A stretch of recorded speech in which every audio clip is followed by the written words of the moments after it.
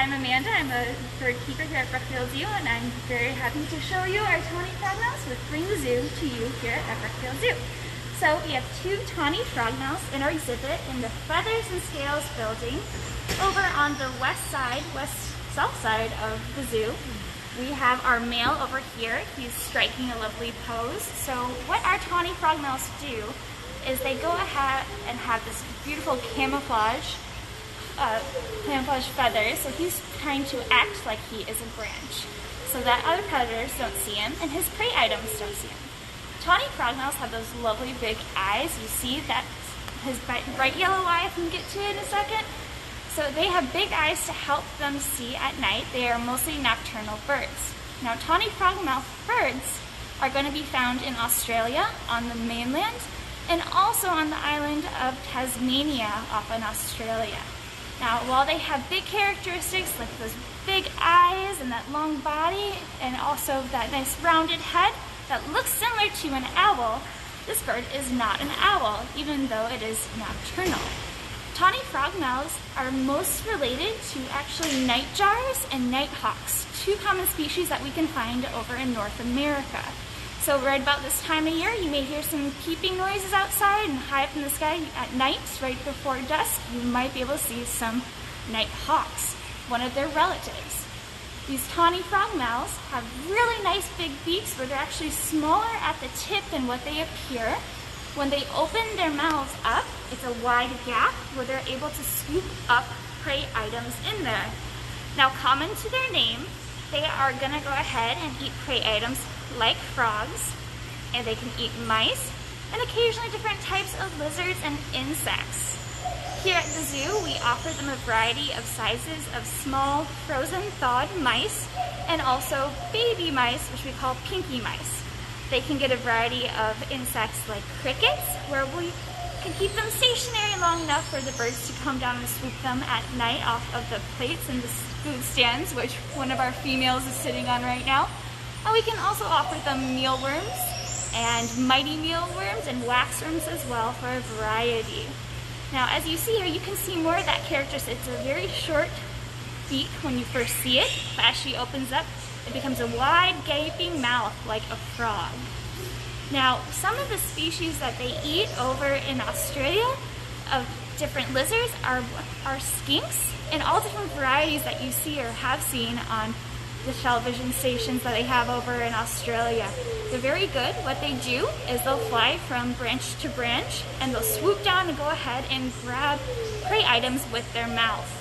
Now, as you see her feet hanging over, her toes, her digits right there on the green, they do not have feet structures like raptors or owls. They don't grab their prey items very tightly with piercing talons to get their prey. They rely on their mouths more to scoop them up. They don't have the strength in their feet that an owl does.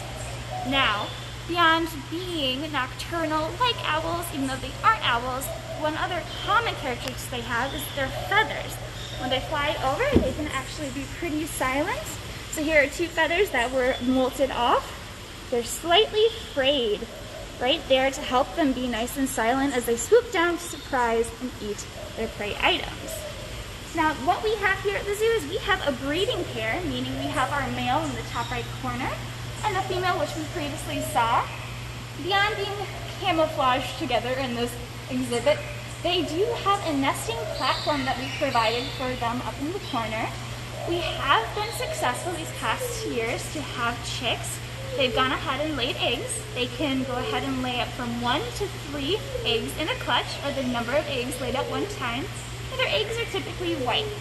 Now, they have incubated them to full term, meaning they've sat on them for a long period of time, which takes anywhere from 23 days to about 32 days for them to hatch out a chick.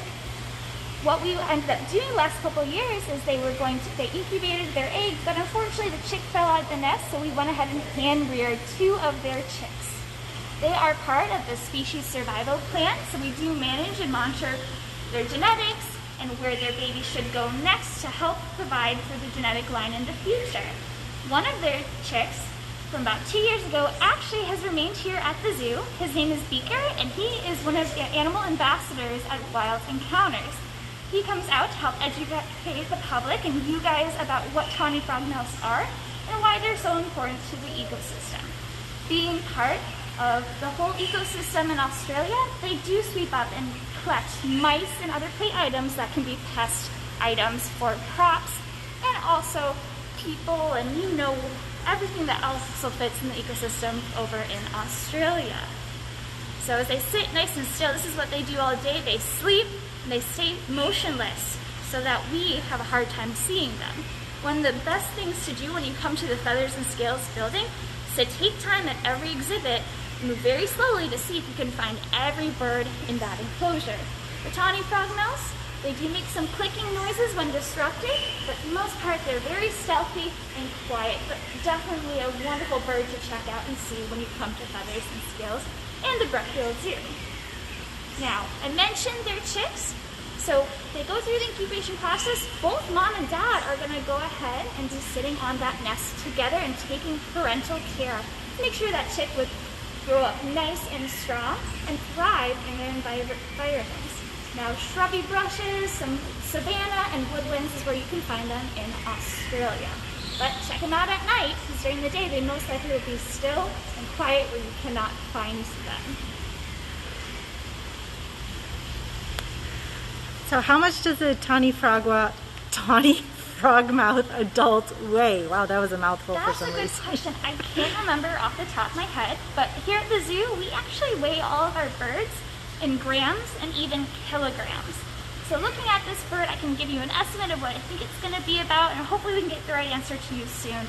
But I'm going to say about maybe between 200 and 500 grams. Wow. So I could be wrong on this one, so don't hold me to it, but just looking at them, so I'm maybe about 350, but I can look that up in our records.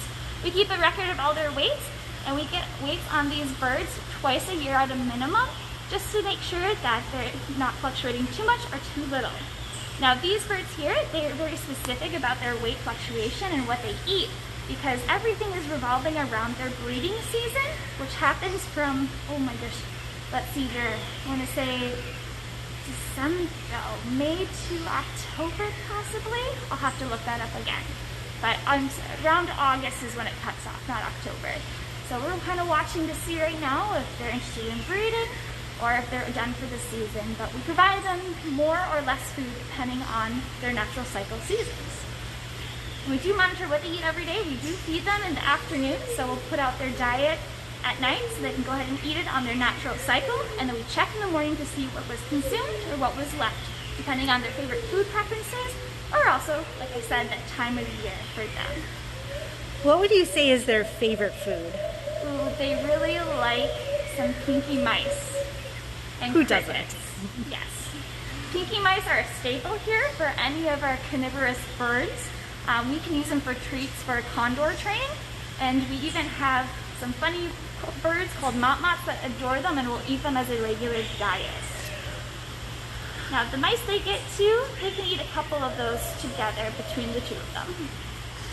So speaking of training, do you do any training with these birds? So with these two birds being part of the species survival plan, we do not do any training with them because we want to give them enough time to go ahead and just live their natural lives and go through natural behaviors to help kind of give them a chance to go naturally about breeding.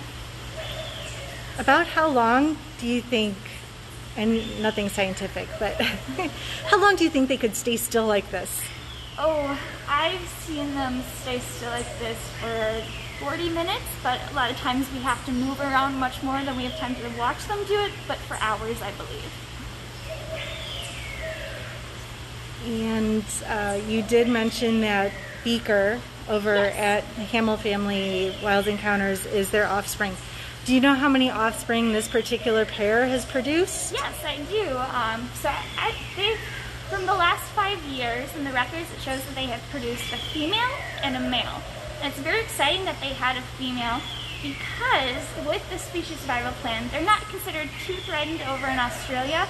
However, working with zoos and aquariums in North America, they're very hard to come by. So we work to breed a good ratio of numbers to make sure that we can keep having them over in zoos and educating the public about them. So having a female is good because their population is very male heavy meaning that there's more boys than girls. So to be able to have a daughter for them in this case, or a female offspring, she is now part of the species survival plan to hopefully continue their line and Tawny Frogmouth lines in North America. So are they endangered? So I don't believe they are endangered at this time. In Australia, they're a little more common, we found, but I know they're not endangered. I don't think they're too threatened, but they're one of those birds that you always want to keep an eye on because they're very cool and you never know what happens year to year depending on weather or natural disasters like the fires in Australia. So more information to be found out, hopefully, scientifically. Right. So to back up just a little bit, you're talking about hand raising the chicks. What does that entail? That entails some management planning and looking ahead. Once we have a chick or once we have an egg, we determine when that chick or when that egg is going to hatch. And if we have a chicken hen, we go ahead and we weigh them. We figure out which stage they are at. When they first hatch, their eyes are closed. They have white fluffy down on them, but it takes them several weeks or days to get their eyes to open. So what it entails is we weigh them, we figure out where they're at, and then we provide them with the right amount of food items for that stage in life. What we'll do is we'll go ahead, and in this case for Tawny Frogmouth, we will mash up and cut up different insects, and we'll also cut up different portions of pinkies to mash them up like the parents would to then go ahead and give to those chicks. From weighing them, we determine what percentage of diet they're going to get per feeding, and we set a schedule for how many times a day they're going to be fed. Now with most birds, like when we hand raise penguins, they typically don't need to be fed overnight.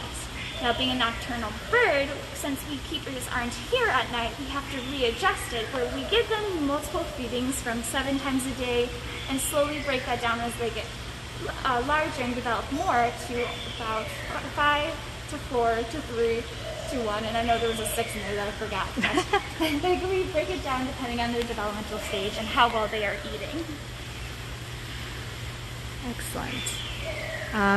I love Tawny Frogmouth chicks because I think of all the birds I've ever seen as babies, they are the ones that look the most like Muppets.